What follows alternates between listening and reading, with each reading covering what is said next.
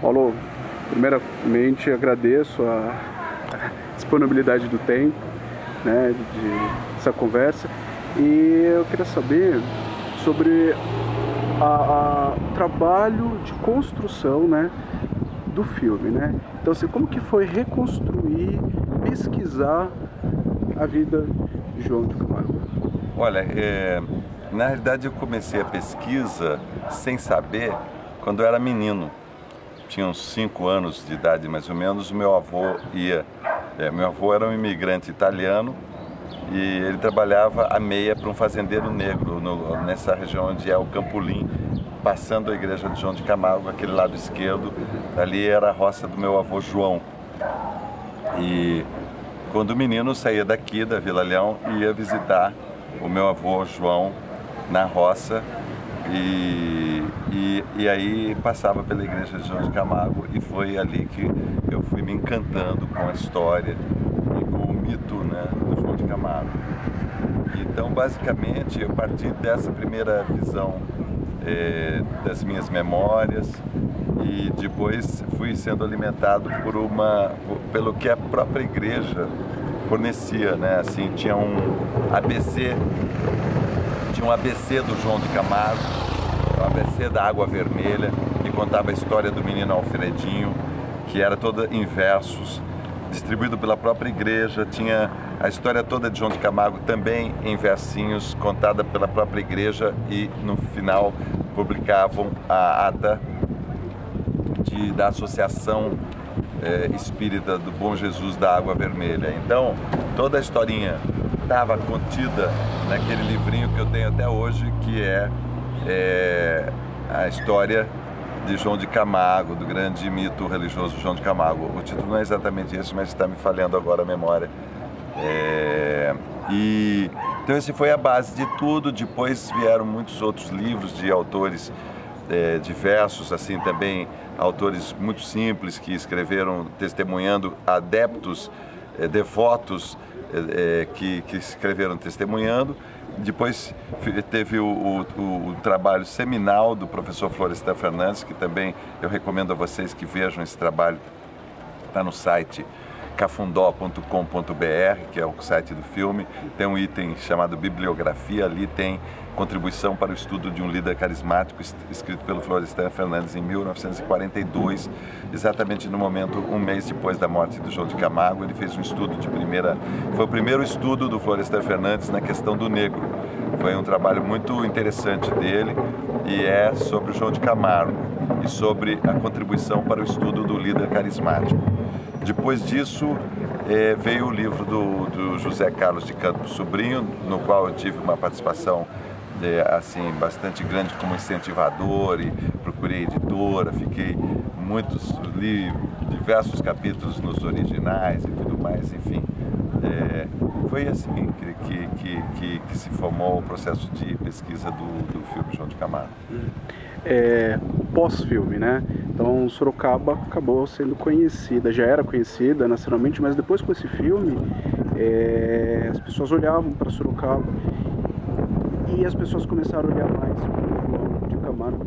E como que você, como diretor do filme, como uma pessoa que pensa, olha hoje o legado de João de Camargo e a sua contribuição enquanto artista para a reconstrução dessa identidade de Sorocaba, que é tão importante esse personagem? Como que você se sente? Eu fiquei muito feliz porque o filme fez uma boa trajetória, foi para festivais.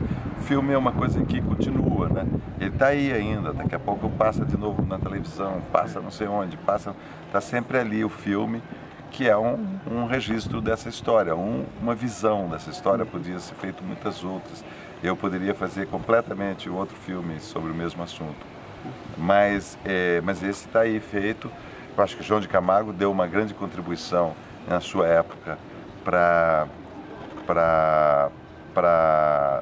divulgação e para manutenção dos cultos afro-brasileiros e principalmente um trabalho social e um trabalho educacional. Ele fez em diversas áreas um trabalho muito relevante e conseguiu unir muito os negros em Sorocaba naquela época. Ele era uma liderança carismática, muito forte, tanto que teve o reconhecimento em vida durante muitos anos de sua importância, ele sempre teve isso.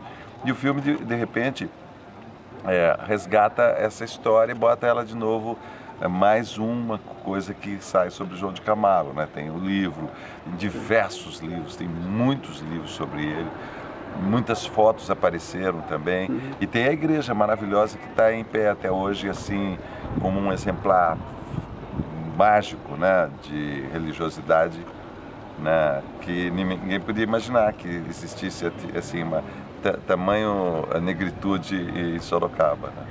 Pois é. Uma pergunta já, relembrando as memórias de infância, mais ainda, né? Quando criança, na escola, na igreja, qual que era a imagem de João de Camargo e da... Não tenho referência de João de Camargo na escola, não.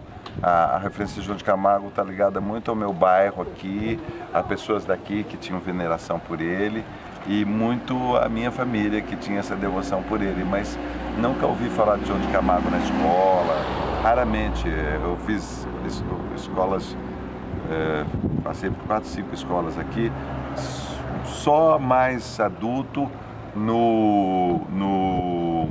quando eu fiz a municipal, que eu fiz o municipal, eu fiz Leonor, o científico ali na escola municipal, ao lado do Estadão. Getúlio Vargas. Getúlio Vargas, eu fiz lá, ali tinha uma funcionária, Dona Mara, uma senhora negra, Dona Mara, que falava do João de Camargo. E sabia que eu me interessava e por isso a primeira referência da escola que eu tive foi lá. Mas já quase adulto, né? Já seria o curso normal, né? E sabendo que é uma personalidade, um sujeito chave na história de Sorocaba. Mas não chega. Eu não sei nem se hoje chega. Hoje talvez chegue um pouco mais, mas não chega a ser considerado um estudo nas escolas. A história de Sorocaba não inclui João de Camargo oficialmente. Assim. Não inclui o negro. Talvez não inclui o negro. Né? A história de Sorocaba, na escola que eu aprendi, é dos bandeirantes, né? Dos desbravadores, bandeirantes. Então. Paulo, muito obrigado. Obrigado a você. Fico feliz de poder contribuir, Stella. Boa sorte.